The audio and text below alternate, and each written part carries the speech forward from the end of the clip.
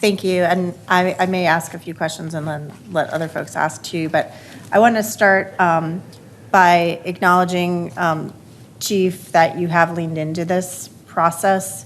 I think it's been really important for you to own it. And I must confess, I was a little concerned why we were not hearing from Kroll today on their report. And obviously the report's not here, but I think there's value in you owning this and having to understand it fully and thoroughly to be able to present it to us and to be able to answer the questions, because I think it demonstrates your commitment to this work. You noted that it was sort of a Herculean task that we put forward and that your academy staff rose to that occasion. And I want to acknowledge all the work that has gone into it. But I also want us to recognize that we're not done. This process of rethinking our academy is one that we need to be continually engaged in, and there's still very much work to be done. We have done a lot, and your staff and your cadets and your officers have made some significant changes. But I believe there's still important work to be done. So I do have some questions.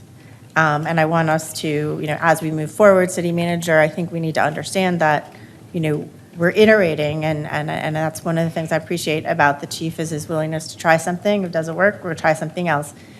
We don't have this perfect yet. I don't know if we ever will have it perfect. And there's whole areas of the curriculum that we need to acknowledge that have not been changed, were not changed for the 144th, some that haven't even been looked at, and important ones like the de-escalation training wasn't fully changed, and other pieces. There are other pieces where they were. So this is not, even if we move forward with the next class, which I'm assuming that we will do, this is not done yet. This is a process of a really, really big change that I think is going to be important. So I just want to be clear, and I want to acknowledge the progress, and then I have some questions for where we're going. So my first question is actually for Kroll, for either of the gentlemen who's with us. I understand that the Unity Review Committee has shared their views on some of the progress, which we didn't hear today. We don't have the benefit of your report. Can you share what you're hearing from the Community Review Panel about their assessment of where we've been and where we still need to go? I'll take that, Mark, if you want, and then you can follow up if I don't hit it. We heard that the Community Review Panel agrees that good work has been done, but just as you say, much more is to be done, right? Especially, we focus a lot on cadets, and we haven't gone through and done everything with the cadets. Is still working through some of the progress on that. But the bigger picture is the committee is concerned about ongoing training, right? What's the FTO training like? What's the sergeant training like? What's the leadership training like? And how do we take a program like the PERF ICAP program, which was designed to change law enforcement that had traditionally didn't use de-escalation, right? It's legal, and here's the law, here's the training on how you put handcuffs on, here's the training on how you use a stick, OC spray. And ICAT had law enforcement that was already doing those things, trained officers to try and think of alternative solutions before they use of force. The challenge, and the committee pointed this out rightfully so, is how do we make ICAT the foundation and the culture of all use of force, and then the actual tools and skills that we teach cadets are entrees, that we teach, but hopefully it's used as a last resort. And there was some tensions with those, and I think they're trying to figure out how to best work that together. The committee also expressed some concerns on the staff at the academy. The folks who are working with them to get them information are also challenged to do a lot of other things and wear several different hats. And the need to maybe have even additional investments of staff resources to help make sure that they're not getting the curriculum a week or 2 weeks before classes are going on. Hopefully, with a break between classes, they can kind of move forward. But there was some concern that there has to be additional resources put in by APD to continue the good work, and that the work focus on more than just the cadets and the recruit classes. That's my takeaway, Mayor Pro Tem. Mark, did I miss anything or anything you want to add? Well, I would just say, again, in looking at the Community Video Review Committee, I think that there was a feeling that perhaps this committee did not accomplish as much as it would have liked. Quite frankly, there were process issues and other things at the beginning of the process that really prevented them from reviewing and commenting on a large number of videos, partly due to decisions that were made earlier last year by prior APD leadership. Academy instructors were essentially forced to teach many courses in the 145th cadet class without instructional videos, and that negatively impacted some of the training. The cadets were very vocal about that as well. That being said, however, we did observe a lot of positive dialogue between committee members and Academy staff as they individually would look at videos at various sessions and so forth. The problem with the Video Review Committee, however, was that the review process really didn't enable them to fully understand the context and purpose of the training videos they viewed, or precisely how the videos would be presented in class. They didn't really have the full context. And so about halfway through, maybe a little bit further, the process kind of shifted to focus a little less on video content and a little more on the process for what are the factors, what are the criteria that the community wants APD to consider when using training videos for instructional purposes.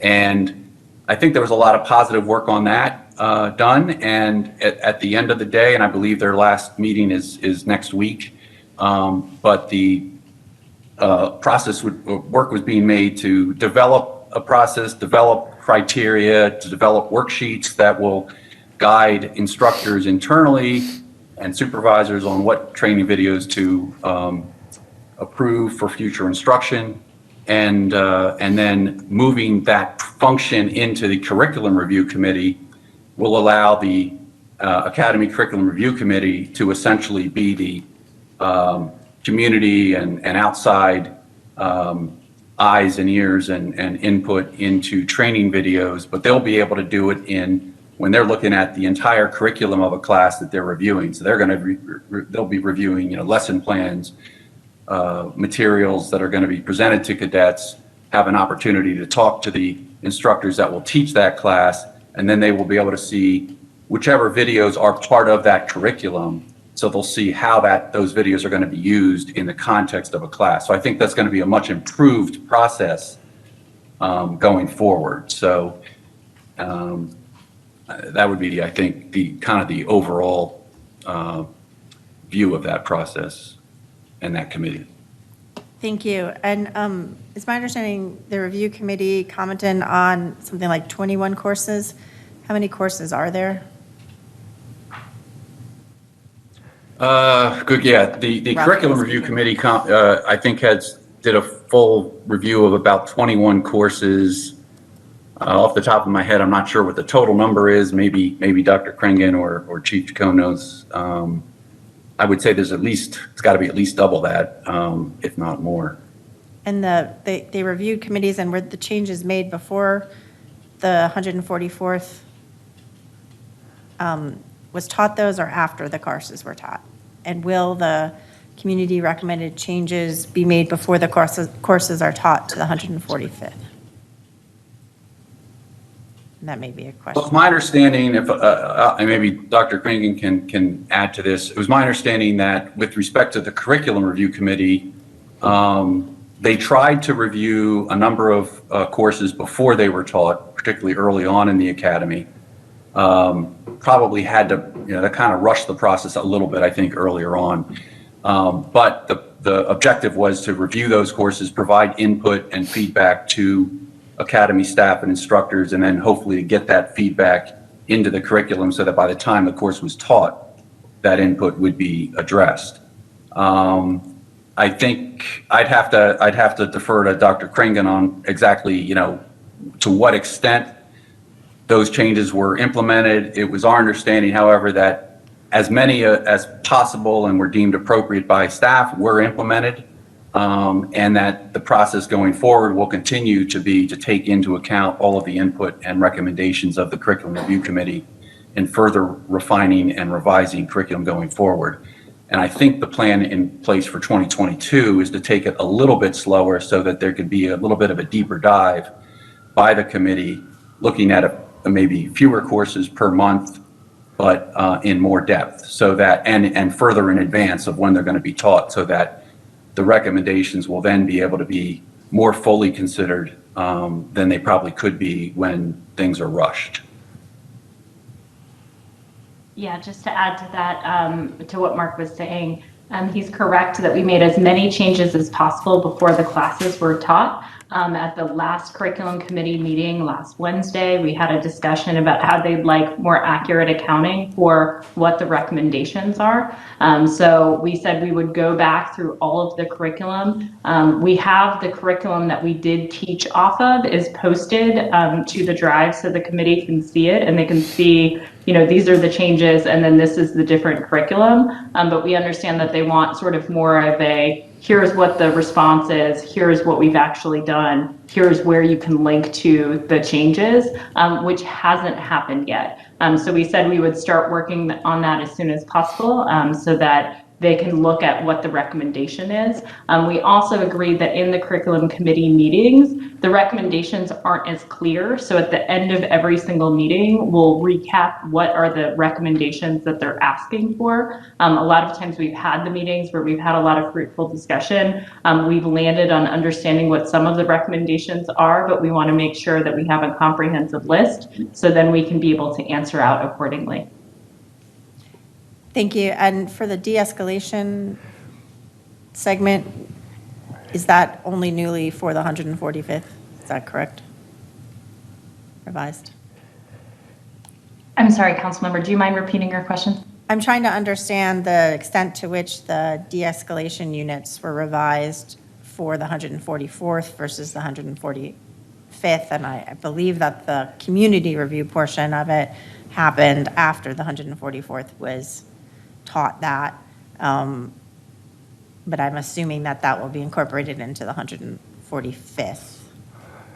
Yes, that is correct, is that they had the information on the 144th. They received before the class was taught, but not in time for us to actually make any sort of revisions. So they will be looking over verbal communications and ICAT, which is the de-escalation course, and those changes will be made prior to the 145th.